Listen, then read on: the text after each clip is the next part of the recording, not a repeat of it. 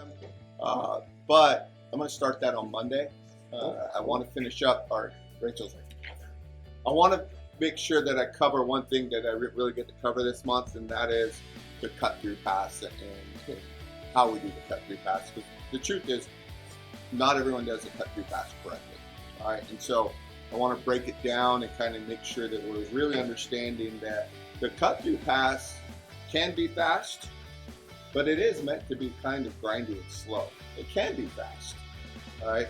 Just know that if I do go fast, I better have a really good transition to a north-south position or back kick position, because I'm allowing the pace to go in that direction. It's not a horrible thing. But a cut-through pass is supposed to be a little greater than it's supposed to break your spirit a little bit as we're going through that. And as we're doing the cut-through pass, the truth is where his hands are going to dictate what kind of cut-through pass I'm going to do. And so, back in the day, it was just like, nope, get the underhook and grab the elbow. But if he's on my knee, trying to push my knee away, that's going to change up the dynamics a little bit. If he's tightened up and he's trying to use the bottom hand to address the lapel, that's going to be a little bit different. Or if he's just trying to push or frame up and trying to stop me from getting the underhook, then the baseball slide's a little bit more relevant, getting a little bit more accessible. All right, so as we're going here, all right, and we'll just kind of go with our basic guard pass. I'm not really worried about the pass itself.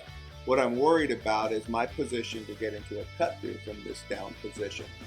So a couple of things. I'm up on my toes. This hand is actually curled around the hip. It's not straight. What happens when it tends to be straight is it allows Alex to bring that knee up and underneath. When I rotate my arm, he has a harder time because of the way that I have this bent on being able to get through with the clear movement. It's silly, but this does change up the way that I enter into that position. Having my fingers pointed towards your head leaves my elbow out, which allows easy access for him to put that knee shield into play. And if the knee shield's there, then my cut through has to change also, okay? So again, as I get here, that is my blocking motion. Super important that this little horseshoe or C-clamp is setting in right over the knee itself. I'm not above, all right? It's allowing him easy access to my foot, and I'm not below where he's able to pivot and turn that knee. Does that make sense to you guys? So I'm beating that knee in this position, right? He can bring that up, and it's going to be moving through a little bit better. As I come up to this knee on belly, there's a couple of different ways we can go. Slow, which is bringing this knee in and then stepping this leg over, or hitting that entire motion all at one time. But the key thing here is my knee is going to stay pointed up over his ear and his shoulder. All right, if I bring my knee here, now he has access to start pushing my leg away and compromising some of my position. Does that make sense to you? So I'm pretty up here. So let's say Alex decides to go to that frame that's coming across my shoulder and across my bicep, right? So if that happens, what I don't want to do is just continue to drive into him. I'm actually, as I'm diving this underhook, I'm going to make that wall that he's pushing on change by bringing my shoulder up and through. What that does is it'll slide this knee down. My hip is still sitting in the pocket. I need to bring that hip even lower until we sit heavily down, okay? The majority of my weight, my upper body weight, is up over this forearm. At no point am I going to release my instep. Like if this instep is stuck, it's still in here, and I'll turn here in a second so you guys can see this. I'm holding that until I get a better grip on the back of the elbow, a deeper grip on the back of the shoulder, and then from here, I'm now going to release that and slide it through and get really heavy. Not heavy here, not heavy here, heavy over the top of his chest. From here, I should be able to manipulate this elbow a little bit, switch up my feet, and bring this forward to start to trap through. My goal is to defeat his side control frames.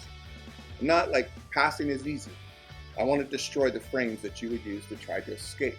So if I just pass and go straight to side control, without going to this baseball bat slide or baseball slide, I'm going to allow him to have very strong frames as I continue to move through. So I'm trying to crush those frames. Does that make sense to you guys?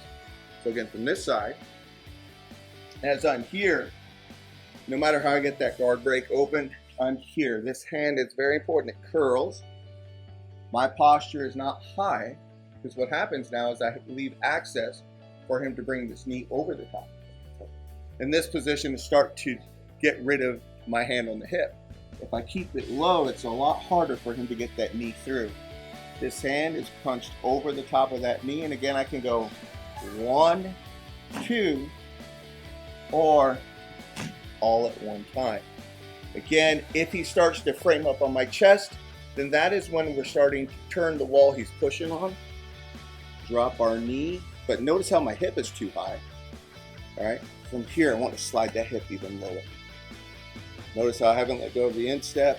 Again, if I just turn to side control right now, his frames are still going to be strong because now I'm giving him that wall back. I need to baseball slide through, get really over the top, pull up on this arm to destroy the bottom frame, switch up my feet, and now as I get the side control, he has no solid framework to start working his escapes. Does that make sense to you guys? All right, let's go ahead and drill that. 1, 2, 3. Thanks.